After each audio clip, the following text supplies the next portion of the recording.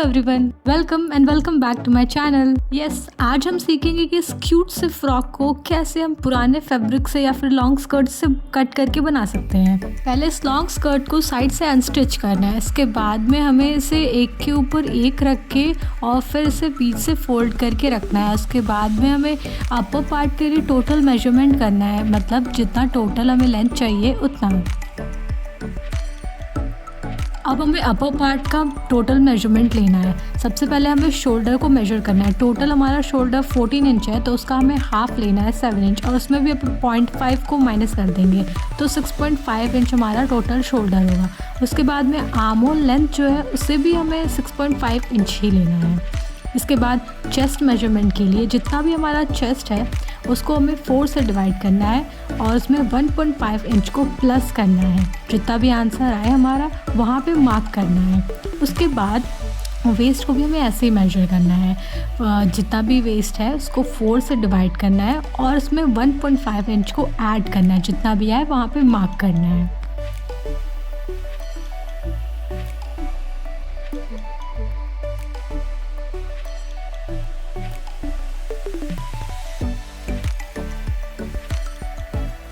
अब जहाँ पे हमने मार्किंग की है उन दोनों लाइन को हमें आपस में जॉइन करना है।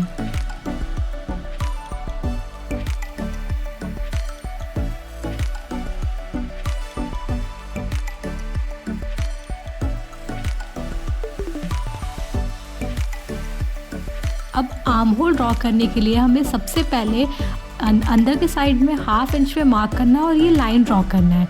इसके बाद में हमें फ्रेंच कर्व के हेल्प से सबसे पहले हमें फ्रंट के आर्म होल को ड्रॉ करना है। उसके बाद में जो हमारा नॉर्मल स्ट्रेट लाइन था वहाँ से ड्रॉ करना है बैक के आर्म होल को।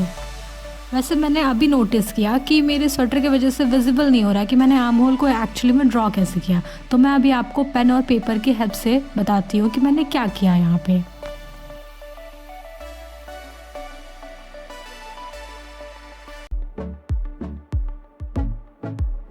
अब हमें आर्म होल लेंथ का मिड पॉइंट मार्क करना है और फिर हमें इनसाइड में हाफ इंच मार्क करके फिर फ्रंट आर्म होल को पहले ड्रॉ करना है।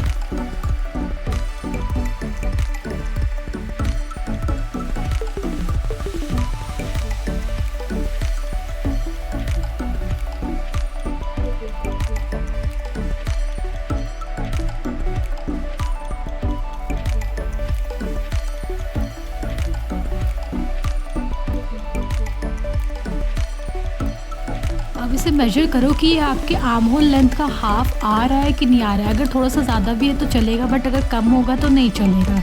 अब बैक आर्म होल को ड्रॉ करने के लिए हमें जो हमने इनसाइड में हाफ इंच लिया है वहाँ से ना लेकर जो हमारा स्ट्रेट लाइन ड्रॉ किया है हमें वहाँ से जो बैक का आर्म होल है उसे ड्रॉ करना है। अब इसे हमें कट करना है। पहले हमें बैक का आर्म होल कट करना है, उसके बाद में बीच से हमें उसे निकालना है, एक पार्ट को, बैक के पार्ट को, फिर उसके बाद में हमें फ्रंट के आर्म होल को कट करना है। अब फ्लेयर पार्ट यानी कि बॉटम पार्ट को बनाने के लिए हमें टोटल लेंथ मेजर करना है। जितना भी लेंथ हमें लेना है उतना मेजर करके उसे कट करना है। उसके बाद में हमें, अगर आपको गैदर्स बनाने हैं तो आप गैदर्स बनाओ। मैंने प्लीट्स बनाए हैं। आपको जितने प्लीट्स चाहिए आप उतने को बनाओ और फिर उसको पिन से पहले सिक्योर करो। उसके बाद में उस पर फाइनल स्टिचिंग करना।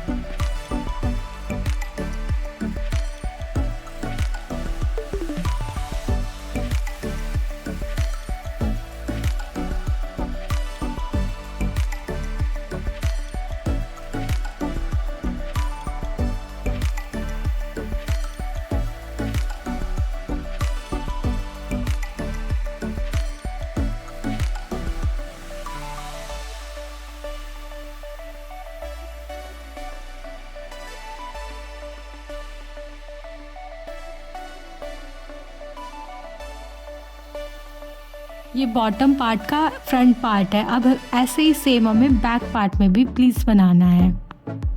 और यहाँ पे हमारी प्लीट्स बन गई है और साथ में हमने अपर पार्ट को भी यहाँ पे शो कर दिया है। अब हम अपर पार्ट का, मतलब कि जो टॉप पार्ट है उसके हम नेक को ड्रॉ करेंगे। नेक को ड्रॉ करने के लिए पहले नेक ब्रॉड को हमें मेजर करना होगा। टोटल नेक ब्रॉड मैंने 2 इंच लिया है।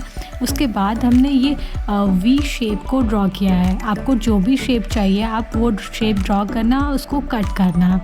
उसके बाद में हमने इसी फैब्रिक से स्ट्राइप्स को कट किया है और उसे 2 फोल्ड करके यहाँ इसके साथ में ऐसे स्टिच किया है नेक पे दोनों साइड। उसके बाद एक लेस को स्टिच किया है हमने।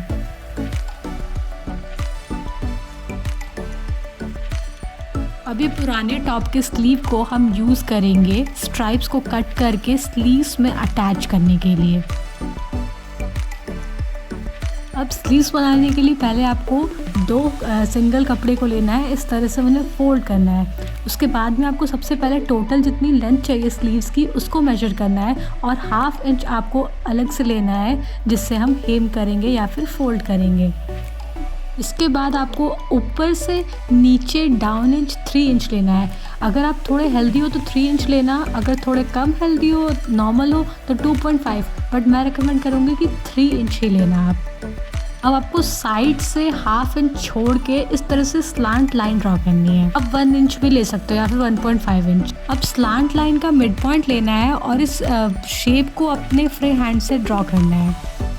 वैसे तो ये पफ स्लीव है, आपके पास जितना भी स्लीव का जो फैब्रिक है आप पूरे को यूज़ कर सकते हो, पर नॉर्मल स्लीव अगर बना रहे हो आप तो आपका जितना भी हाथ का मेजरमेंट है, मतलब जो भी मेजरमेंट आप पहनते हो आपको वहाँ तक ही मेजर करना है। ये तो हमने बैक आर्म होल बनाया। अब फ्रंट आर्म होल को बनाने के लिए हमें इन दोनों का बीच का पॉइंट लेना है और फिर इस तरह से हमें मेजरमेंट को फ्री हैंड से ड्रॉ करना है। अब इसे कट करते वक्त पहले हम बैक आर्म होल वाले को कट करेंगे। जो ऊपर डिज़ाइन हमने बनाया था पहले उसको कट करेंगे, उसके बाद में हम इसको ओपन करेंगे, उसके बाद हम फ्रंट आर्म होल वाले को कट करेंगे।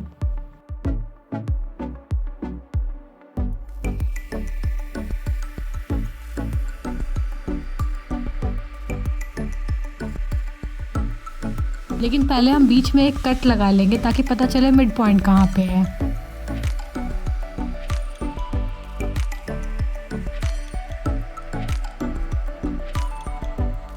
तो ये हमारी स्लीव रेडी हो गई। अब ये सेम ऐसे ही हमें हमारे मेन फैब्रिक जो है उस पर कट करना है।